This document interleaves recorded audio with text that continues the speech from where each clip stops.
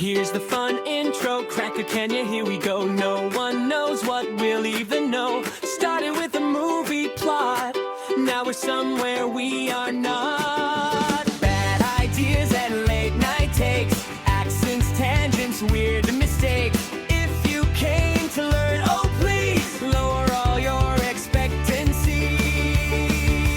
Rusty, toasty, ghosty, come hang for a while. Movies, chaos, absolutely no style. Laugh too hard, stay way too long. Somehow everything goes wrong. Come be our bestie for an hour or so. Laugh over something dumb. Come be our bestie for an hour or so. Laugh over something dumb. In a world where everything is unscripted, this is Roasty, Toasty, Ghosty. Let's go!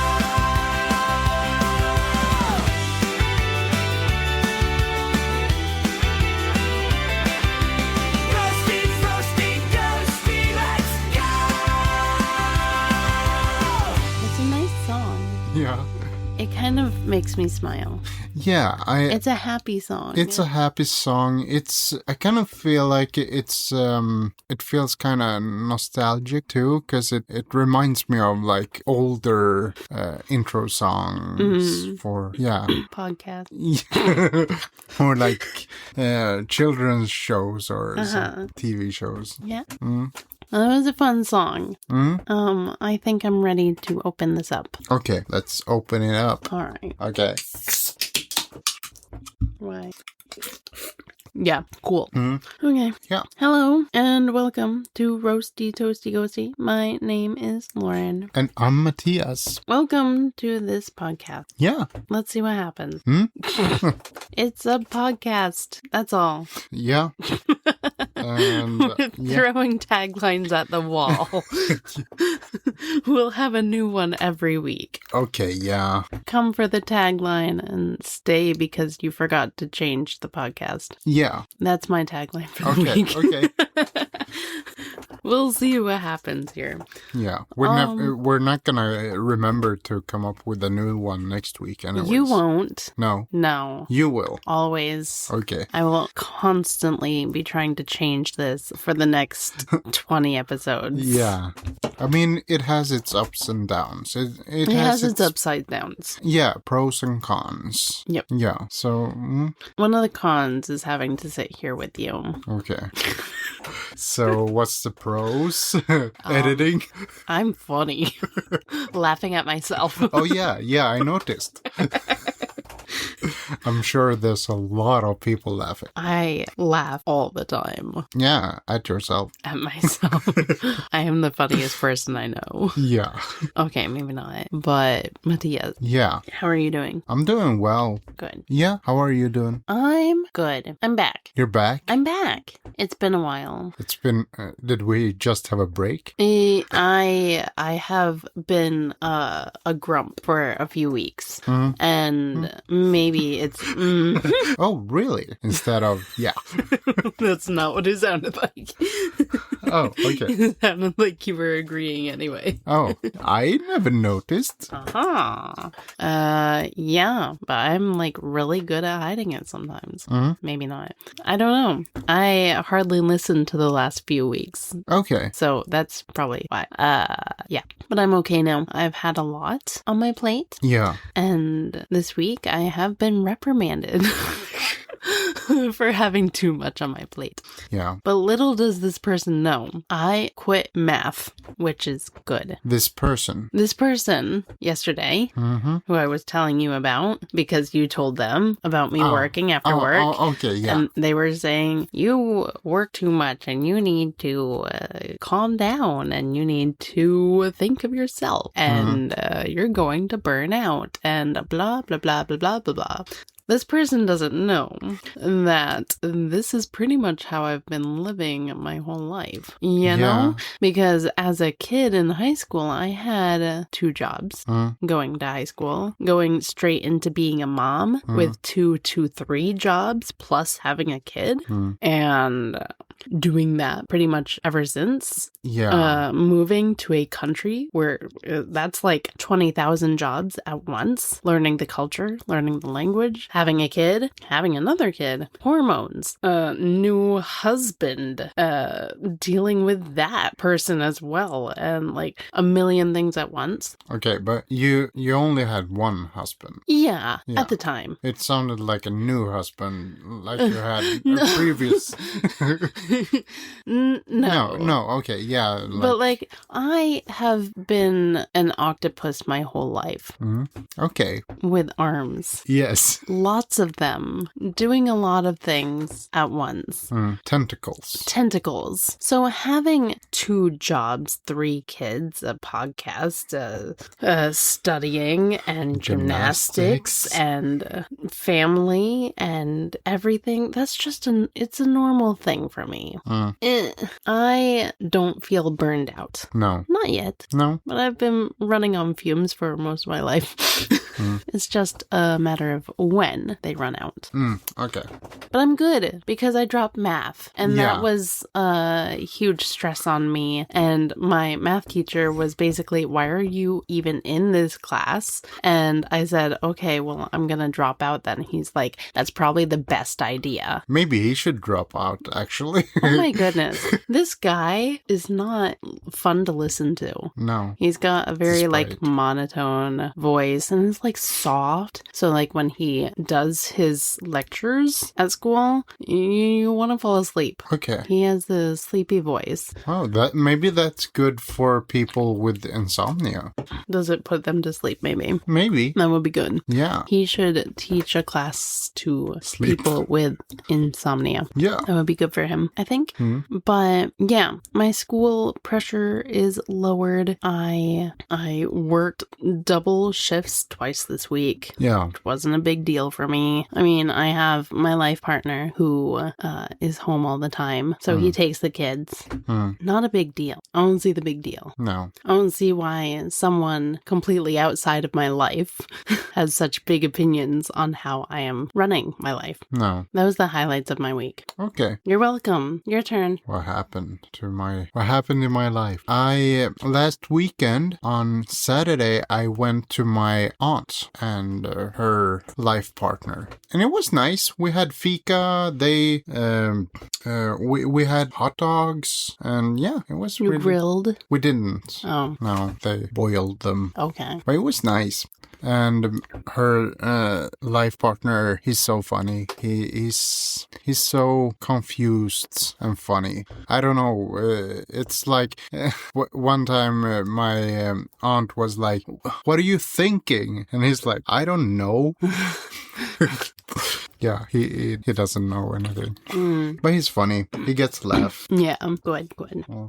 Yeah, and then I worked for most of the week. Yeah, well, the entire week, actually. Yeah. We went to the gym a couple times. At least twice. Yeah. Yeah. And yeah, we hung out on Sunday. We did. And we talked. We had a good talk. A good talk. That's it? Yeah, That's it. All right. Do you want to movie on? Yeah. Because it is Friday. It is. We watched movies. Movie night. We had a movie night today. Yeah. Right? Yeah. And it's May 22nd. Yeah. The year is going quick. Yeah. Yesterday. Yeah. What? No, I was gonna say that. No. I was gonna remind you. Okay, yesterday? Yesterday, I want to say it. Okay. Yesterday was my oldest's birthday. He turned 14. I've been wanting to interview him on the podcast, but he keeps saying no. Okay. But I was thinking, instead of that, maybe I'll tell you a history lesson on my oldest. That's a good idea. Yeah. Another based on a true story. And probably not that funny at all. Okay. So, a long time ago, like 14 years ago, maybe 15 years ago, if you consider the fact that there's a year in between there. Yeah, I mean, you don't have to go into details. I was planning on it. Okay. All the details. 15 years ago, I made a trip to Sweden. Yeah. and I met the father of my children, 2 of them at least. Yeah. And then I went home and found out that I was pregnant. Back to the States. Yeah. Yeah. And so I gave birth to this child who was 18 days overdue. Oh. And he was holding on for dear life in there. Wow. And then they ended up forcing him out of me. I had a C-section. Yeah, okay. They cut a big hole in me. Okay, And they pulled him out themselves. Yeah, they didn't, like, yell at him. No. No, you come out. I was yelling at him. Okay, hey, you! Get out of here. And he was stressed out because everyone was yelling at him. So he froze. He didn't want to go anywhere. But he did come out. And his father did visit while, I was trying to go into labor. And when he was born, he made a big drama out of it, though, because he wasn't feeling well and he had to focus on himself, I guess. Yeah. And I was ginormous and emotional and freaking out because I was not going into labor. But, I mean, some issues are more important. Anyway, he went home like the day after this child was born, and I raised him with my mother for about 2.5 years. It was a very difficult 2.5 years because childcare is expensive. Yeah. And there's like no maternity leave in the States. If you have a natural birth, you get 2 weeks. Okay. And then if you have a C-section, you get a month. Okay. So it felt really awkward calling or like reaching out to babysitters and being like, hey, can you take care of my 4-week-old child because I have to go back to work? Yeah. It's ridiculous. Yeah, that's nothing. I mean, Yeah. 2 weeks for... Yeah. You'd have to be like, hey, I gave birth 2 weeks ago, but I need to go back to work. Can you take this tiny little insect that I have? Yeah. Larva, whatever. Yeah. Can you take care of my bug? My little bug. Buggy. Boogie. So, how long do we get in Sweden? A year. A year. Or more, if you're lucky. Huh. So. Well, it depends on if, because you have mom days and dad days, and mom days are more than dad days, of maternity leave. Yeah, that makes sense, though. Parental leave, I should say. And the dad can give the mom his days, but only a certain amount. He has a right to 10 of these days, which he'll usually use right in the beginning to spend time with the mother and the baby. Okay. And then go back to work. Yeah. And then I think it also depends on how the birth went and if your child is okay. Like if there were complications and you needed more time, then I think that you can take that time. Okay. But typically it's about a year. Huh. With Yeah, that's better. exceptions. Yeah. So when I had sick child, my 3rd child, I was like all excited because I was working full time and I was like, I get a year vacation. Yeah. It's not actually a vacation, but it is nice. Especially when you're on your 3rd and you've already done this twice. Yeah, And but- newborns are usually pretty easy. Yeah, but you were gone quite a bit before giving birth, too. I got time off while I was pregnant. Yeah. I got pregnancy leave. Yeah, okay. Those last couple weeks or so, that last month even maybe, I went down to half-time, so I only worked half a day, and then I got a certain amount of days off. Okay. To, prepare myself to give birth, I guess. And that's what happened. Yeah. Okay. Okay. So, I had my oldest child and I went back to work and I'm 19 at this time. Yeah. I'm still a kid with a kid, pretty much. And, something about him, it feels like we've gone through so much together just because of that. Yeah. Like, I raised him, but he was also kind of raising me in a way. And, as a mom, at least. And And so 2.5 years later, the two of us pack our bags and we move to Sweden to live with his father. Okay. We went through a lot during that time because he's always been sensitive, I think, Yeah. to change to a lot of things. I wasn't always very nice because I'm also a kid and I'm also dealing with changes, and he's dealing with the changes in his own way, and I'm just frustrated, you know? And nothing felt good. Those first months, that first year even, was really difficult. Also, on top of that, about 2 months after we moved, I got pregnant again. And so I was dealing with hormones, and I remember I was just so angry all the time. I was not okay. Yeah. And my husband at the time wasn't always helpful with dealing with these emotions because I don't think he knew what to do either. No. So that period as well just feels like the two of us have been through so much together. We've dealt with a lot of things together. And yeah, the rest of it is just the rest of my history here. Yeah. And he's so tall. Okay. He's so tall now. So yeah, that was like the result of the story. He's so tall. And now he's just really tall. Yeah. And sometimes we get along, and sometimes he just wants to argue with me for the sake of arguing. Yeah, because he's a teenager. Yeah. And that's what he does. And that was my history lesson. I hope you liked it. Yeah, it was good. No, the Happy rock, birthday to my son. Yes. Happy birthday.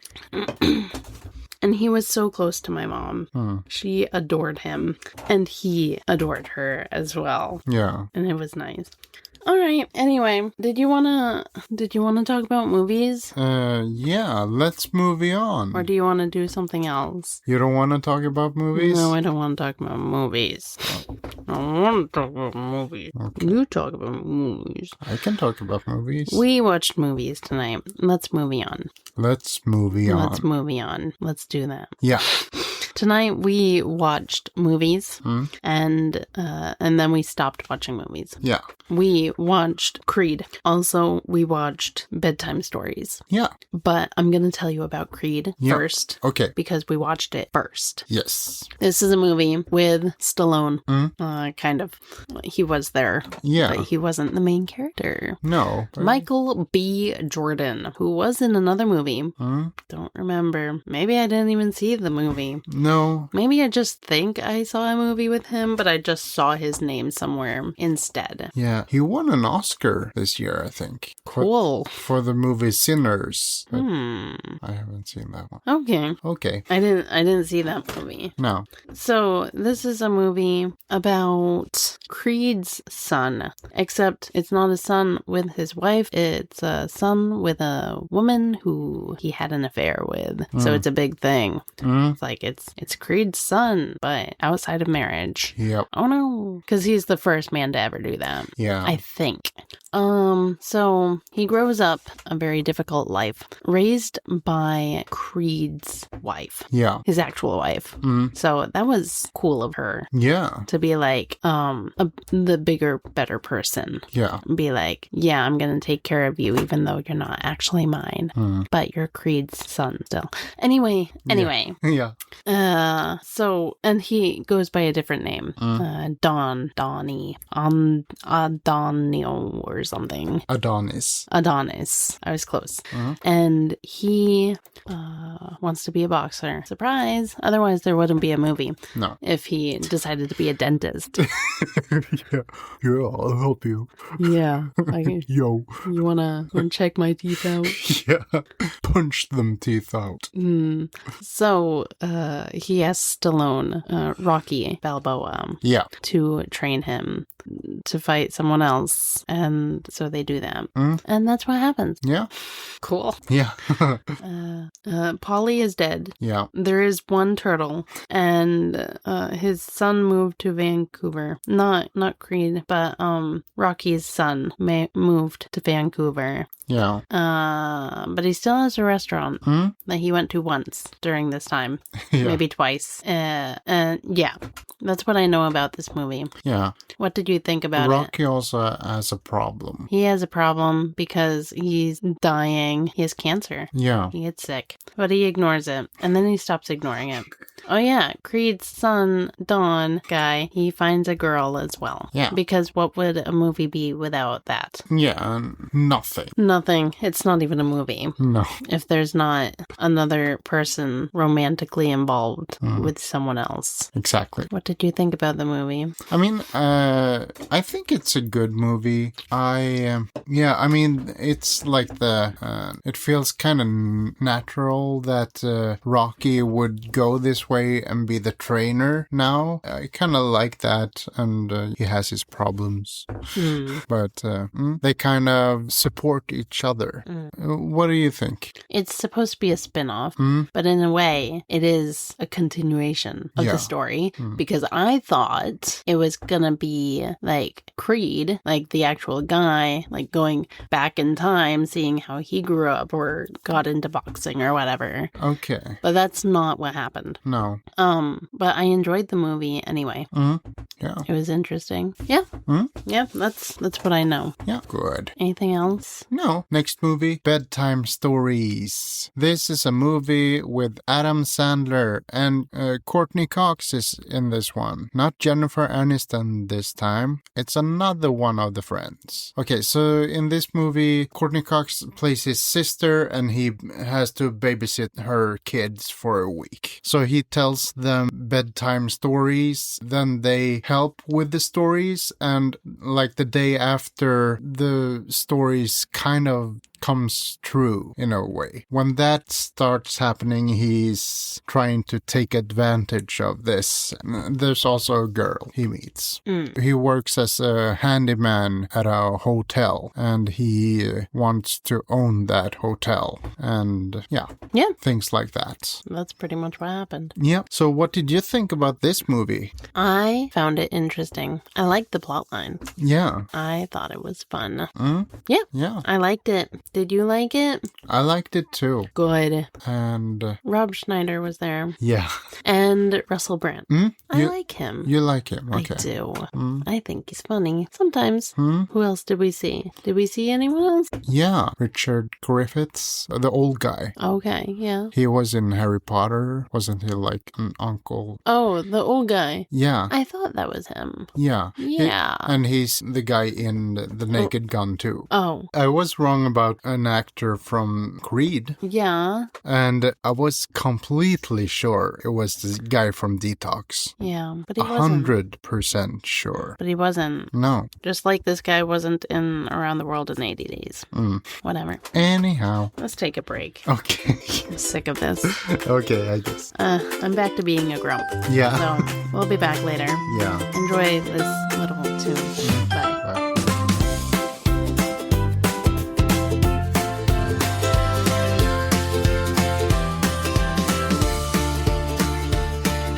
Hello and welcome back. We're back. We're back. Yeah. You know what my favorite part of ending a course is? No. Like a school course and stuff, is shredding all the papers that I got from that. Okay. That's so all. that's what we're gonna do right now. No. Okay. I'm thinking I'm gonna talk about something that you cannot relate to at all. Okay, that's great. Okay.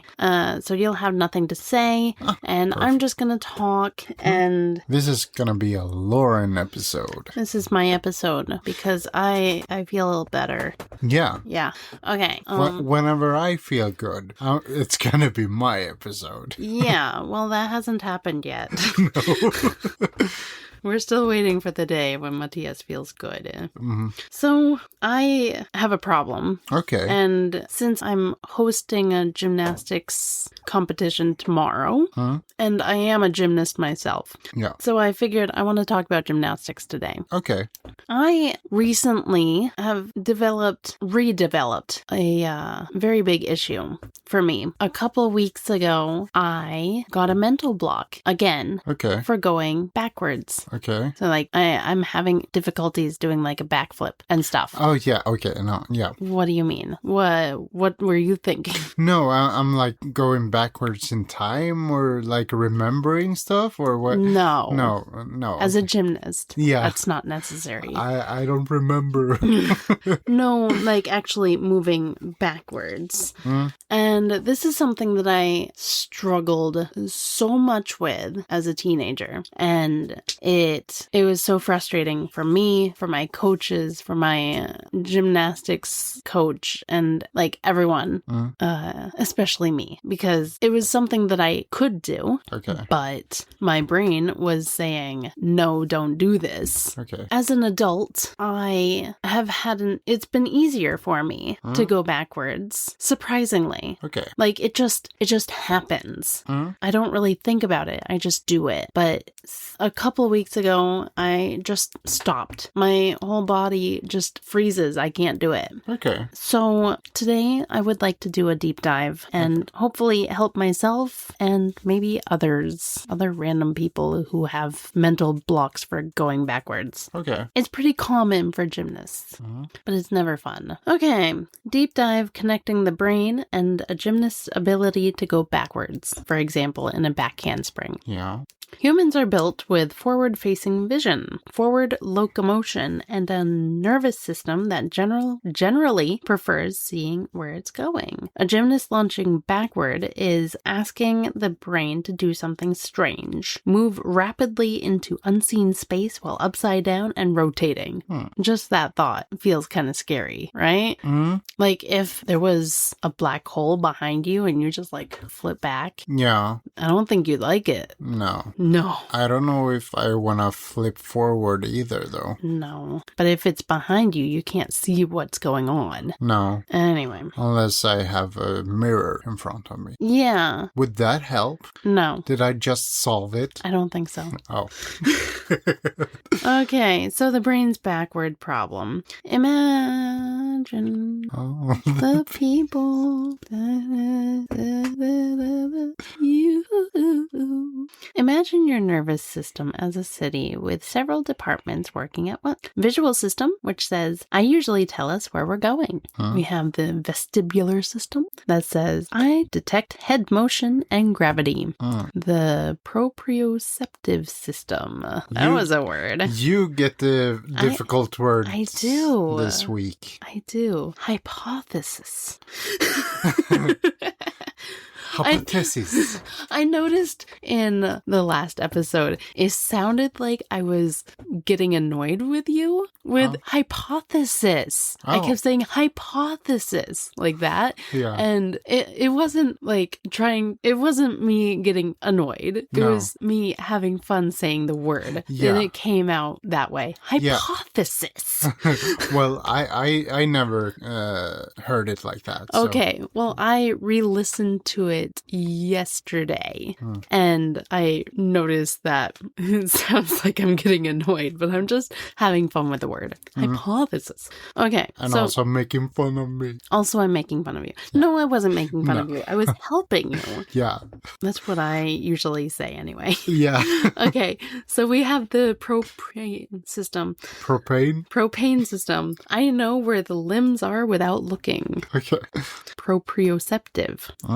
And then we have the motor cortex that says, I send movement commands. And the cerebellum. That's in the brain. Okay. I predict and correct errors. Where are we even going with this? Basal ganglia. Right. I automate practiced patterns. It feels like... There's a lot of things going on at once when you do these skills. A lot of parts of your body are talking at the same time. Right. Because when we explain how to do like a backflip, for example, you're thinking of 100 things at once. Jump in time and have enough power in that jump. Yeah. Jump up and then go backwards. Yeah. And hold your knees and land. And think of all these things at once. Also, don't close your eyes. Don't hold your breath.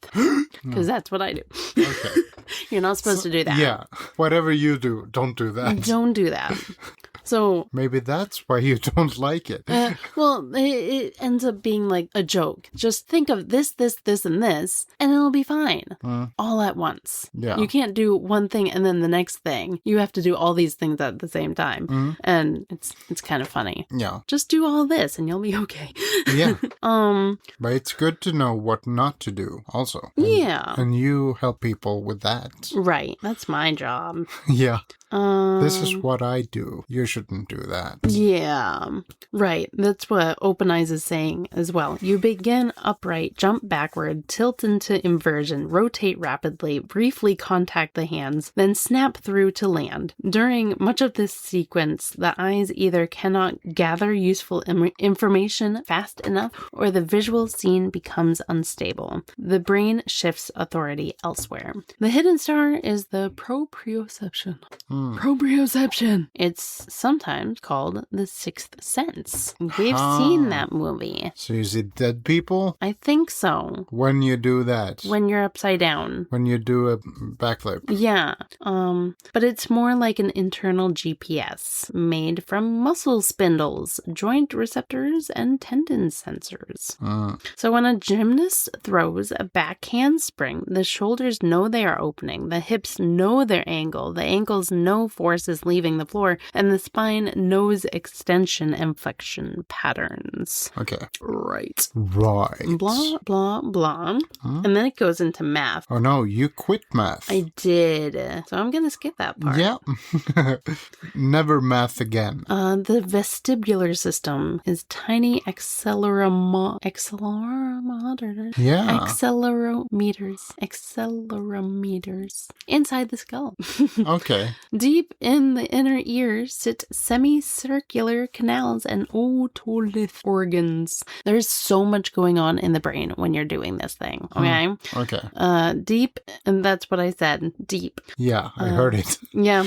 That's the word for today. Deep. Deep. The cerebellum is the brain's prediction laboratory. It sits behind the brain and contains an enormous number of neurons. Its specialty is not raw strength or conscious thought. Its specialty is prediction. So the cerebellum constantly asks, if I send this motor command, what should happen next? And then it compares expected result versus actual result. Tiny discrepancies create updates. And it repeats thousands of times. If you jump too low, you have to adjust force. And if you rotate too slowly, then you have to alter hip drive. If your hands are placed late, then you gotta modify the timing. Eventually, the movement becomes compressed into an efficient internal model. And this is why experienced gymnasts often struggle to explain what they do. They are not consciously calculating. Consciously. Which one is right? Pick one. I don't know. Consciously. But there's no extra N there. Consciously calculating. The cerebellum has quietly built a neural shortcut city beneath ours. I was breathing in really weird spots in that sentence. I didn't really catch that.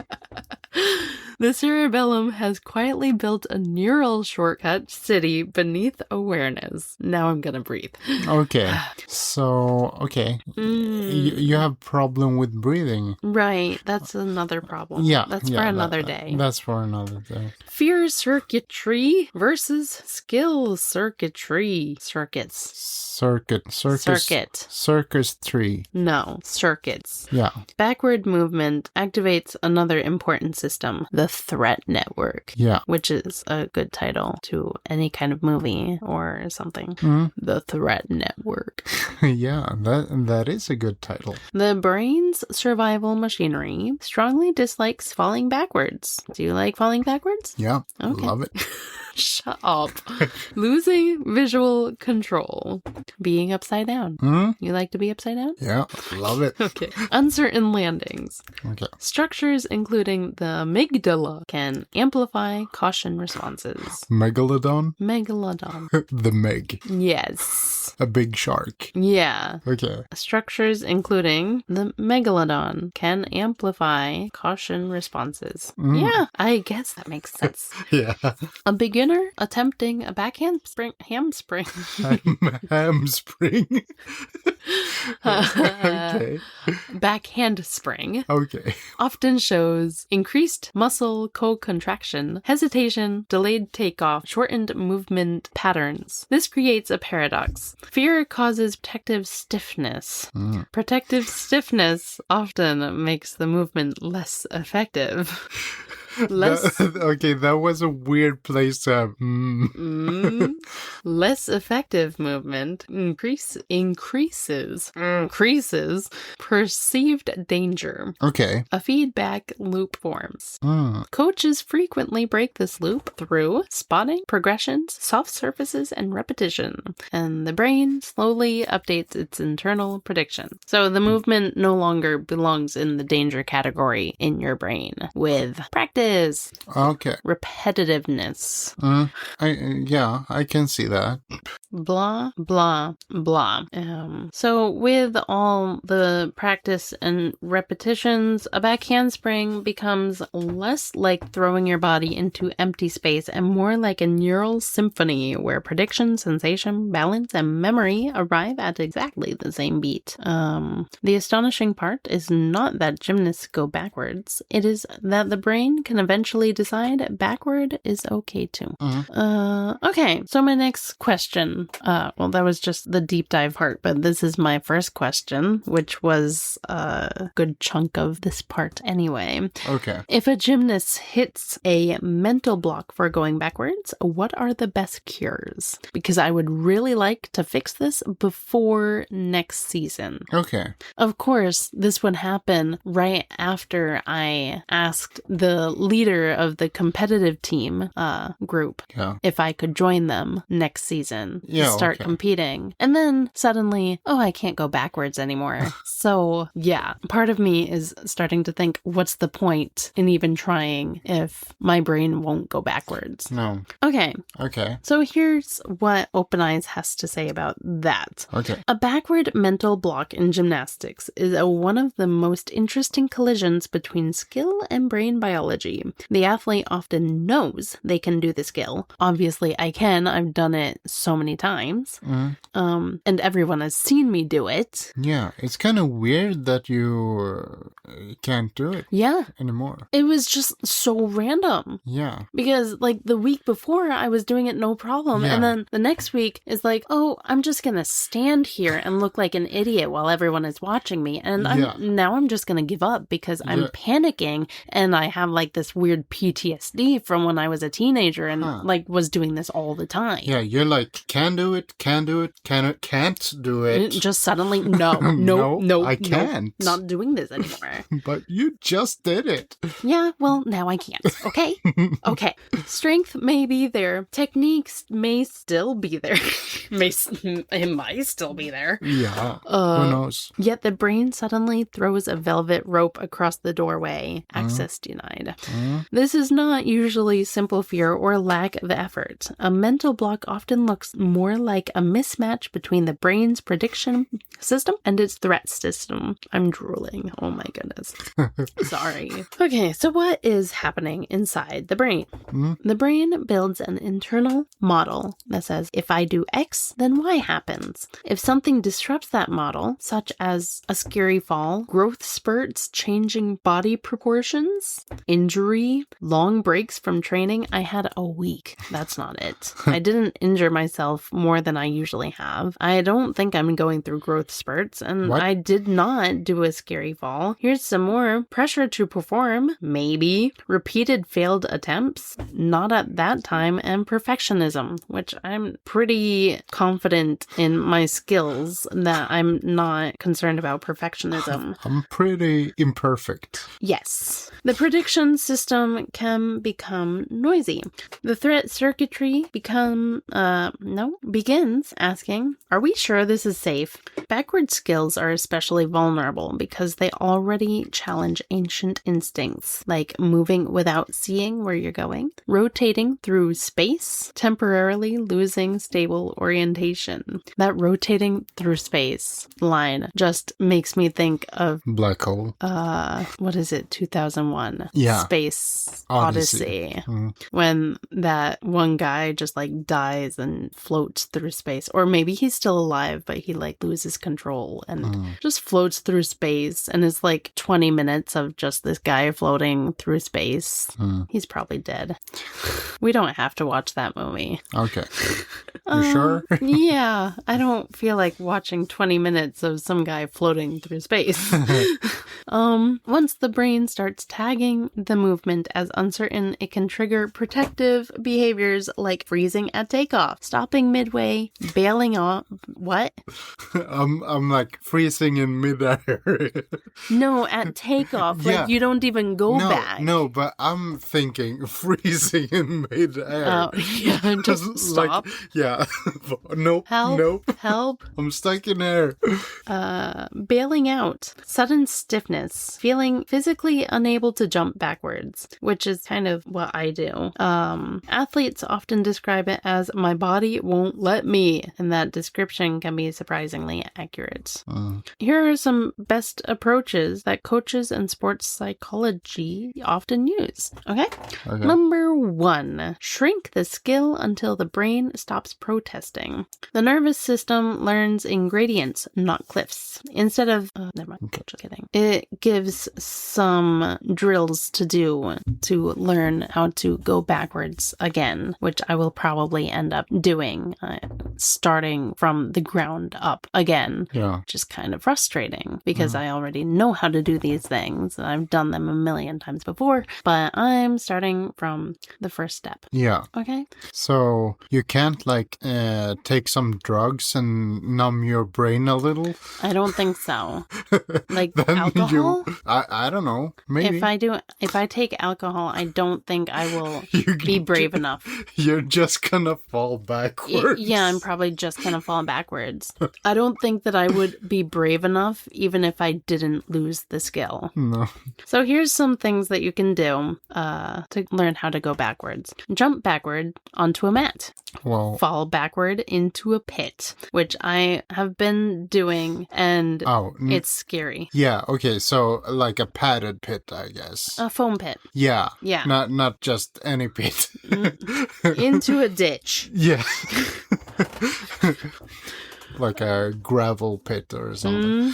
Bridge kickovers. Spotted back handsprings. But that one also is like, even if I have someone spotting, I still freak out and I don't do it. The trampoline version, like doing back handsprings on a trampoline. Can't do that. Nope. Blah, blah, blah, blah, blah. And then the brain starts collecting evidence like backward movement happened and nothing bad happened. And those tiny successful repetitions stack like neural Lego bricks. Okay. Number 2, increase predictability. The brain relaxes when uncertainty drops.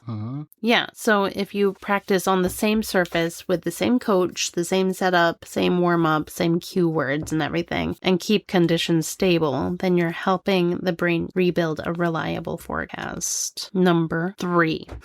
How many numbers are I don't know. 7. Oh, okay. This is for me, okay? It's not for you. No. Replace outcome thoughts with action thoughts. Blocked athletes often think, don't miss or don't land on my head. That doesn't feel good. I've done that before. And that usually reactivates the mental block. Okay. Yeah. The brain struggles with negation. It responds better to movement instructions like push through shoulders, reach long, jump up, them back, and fast hands. Attention shifts from catastrophe to mechanics. Number 4. Use visualization carefully. Mental rehearsal is not magical, but it can strengthen motor pathways. Okay. Yeah. So you're supposed to imagine yourself doing the thing. And then you're supposed to magically be able to do it. Yeah, do the thing. Do the thing. Right. And the thing is that I don't just imagine myself doing it, but I can imagine, I can see videos of myself doing it in my head, but still it's not happening. No, you're like AI. Yeah, it's all AI. The brain areas activated during vivid motor imagery overlap partly with actual movement networks. And then there's like muscle memory. Like your body knows what it's doing, but I don't know. No. Number 5 is avoid forcing repeated failed attempts because it's frustrating. Many assume just keep trying until it works, but repeated failed attempts can accidentally teach backward movement equals panic and failure. That's where I'm at. Yeah. 10 successful easier reps can help more than 10 terrifying full attempts. Okay, this one is weird. Number 6, manage arousal level. That's what it says, not me. Too little activation makes it sluggish and hesitant. What are we talking about? Back handsprings. Oh, okay. Too much activation Makes it really hard. Yeah, muscles tighten and timing degrades. Many athletes perform best in the middle zone. Different athletes find different tools useful, like breathing routines, rhythmic movement, music. Okay. Have you tried music? Yes. Yes. Okay. Of course. Brief physical warm-ups. Marvin Gaye? Yeah. Brief physical warm-ups. Oh. Short cue phrases, with other words. Pineapple. Pineapple. Number 7, remove identity pressure. A hidden amplifier sometimes appears like, I should already have this, or everyone else can do it. That thought quietly raises threat sensitivity. The brain begins interpreting the skill as movement plus social consequences. Now it's solving 2 problems instead of 1.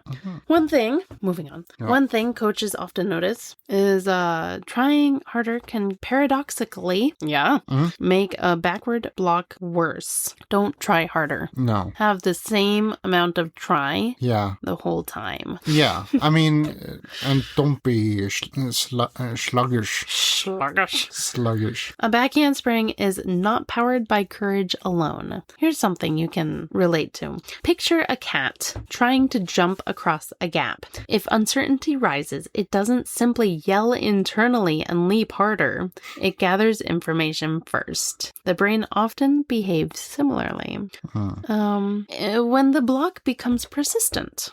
If it lasts weeks or months and significantly affects training, athletes sometimes benefit from working with a sports psychologist familiar with gymnastics. Okay. Performance blocks can involve learned fear, anxiety patterns, attentional habits, and confidence rebuilding techniques that go beyond skill drills. The strange thing about many backward blocks is that the skill often isn't truly gone. It can feel buried under neural caution tape. The work becomes less about forcing the door open and more about teaching the brain, we've traveled this path before, the map is still here.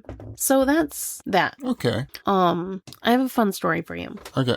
When I was younger and had this very consistent mental block, my mom did everything that she could to help me get over it. Okay. The poor lady. Nothing worked. I've gone to a hypnotist to try to hypnotize me. Did it work? No. I had millions of private practices at gymnastics, and my coach got so annoyed because she would stand there like for an hour just holding her arms out and waiting for me to go. And sometimes I did. Yeah. More often than not, I didn't. But she knew that I could do it. Yeah. And she even got like a rubber glove and filled it with water and put it on my back. Okay. So it felt like I had a hand there, and then I could go for it. Oh, okay. Sometimes, not always. Maybe that's what you should do. But it was just ridiculous. And we tried so much just to get me over it, and nothing really worked. No. And then as an adult, I built the skills all over again and managed to be able to do the back handsprings. And I was even doing backflips for a while there. And now we're here. Yeah, now you're... And I'm struggling. Now you're back. I'm back a square one. Yeah. With my gymnastics. Yeah. Yeah. So it's kind of sad, but hopefully this is something I will work through and get over by the time next season starts. Yeah. I don't know how, because we're not going to be practicing. No. But we'll see. Maybe I just need some time off and it'll come back. Or maybe it's just the intense amount of stress that I've been through recently, past few weeks. Apparently I work too much. Yeah. You know, I got reprimanded for this. Yeah. I'm going to start from the beginning. Let's do this all over again. Yeah. Put it on a loop. Yeah, we can do that. I think that would be fun. Yeah. Do you have anything to say? Do you have questions? No, I don't know. You didn't really understand half the things I was saying anyway. No. So I can't imagine that you would have any follow-up questions. No, not really. Other than what? Yeah. Can you take all of this again? Yeah. But then it's good that we have it on a loop. Yeah. Then you can catch it the second round. Maybe. Or the third round. Yeah. Who knows how many times we'll loop through this. Yeah. So people, let us know how many times you listen to this episode. If you hated this episode, please give us suggestions on what we should talk about next time. Let's wrap this up. Yeah.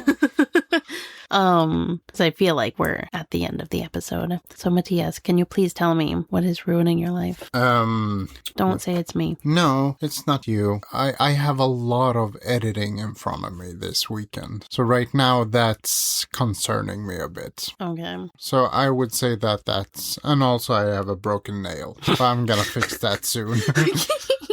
Yeah. Okay. Yeah. What's ruining your life? Other than not being able to go backwards. Yeah. Oh, so this has been like what's ruining your life. That's been the long version? Yeah. The long version of what's ruining my life is the fact that my mental block has come back. And I really wanted to start competing in gymnastics because it looks like so much fun. Also, what's ruining my life is that I am hosting a practice competition for my group tomorrow, and I'm doing everything by myself. Not everything. I don't mean it like that. No. But like I'm planning everything and I'm putting everything together by myself and praying that everyone else cooperates and does their job. Yeah. As I would like them to do it. Yeah. No, I'm somewhat freaking out. Just subtle freak out here. Suddenly freaking out. It came out of nowhere. You're out of sips. I'm out of sips, and that means we're all out of episode. You know what that means? No. We're all out of episode. Oh, okay. Let's wrap this up. Yeah. That would be fun, right? To wrap this up. Yeah, that'd be good. Thanks for listening to this episode. Yeah. You made it this far, so go ahead and start following us and get the notifications for the next episode. Yeah. Coming out next Tuesday, as usual. Yeah. And again, I'm going to repeat myself. If you hated this episode, why are you here? Also, maybe you can suggest another topic for next week, a game, something you want to learn. We can tell stories. Yeah. What do you want to know? What do you Yeah. want to hear? And maybe we'll do that. But you can do that by sending us a text. There's a link in the description below here, and or show notes. Some people call them show notes. Okay. I guess. And we'll look at that. Yeah. Yeah. That's all I have. Sounds good. What do you have? See you next week. Have a good life. Yeah. Goodbye. Bye-bye. Thank you for listening to the Roasty Toasty Ghosty podcast. If you kind of liked our episode, follow us on the social medias. We are on Instagram, TikTok, and YouTube at Roasty Toasty Ghosty Pod. And Twitch at Roasty Toasty Ghosty Podcast, where we play live Mad Libs every month. Consider supporting us on Buzzsprout, where you can find deleted content and our entire movie night lists. We hope you enjoyed this episode just as we enjoyed making it. And we'll be back with another one next Tuesday on a podcast provider near you. Goodbye, Matthias. Goodbye, Lauren.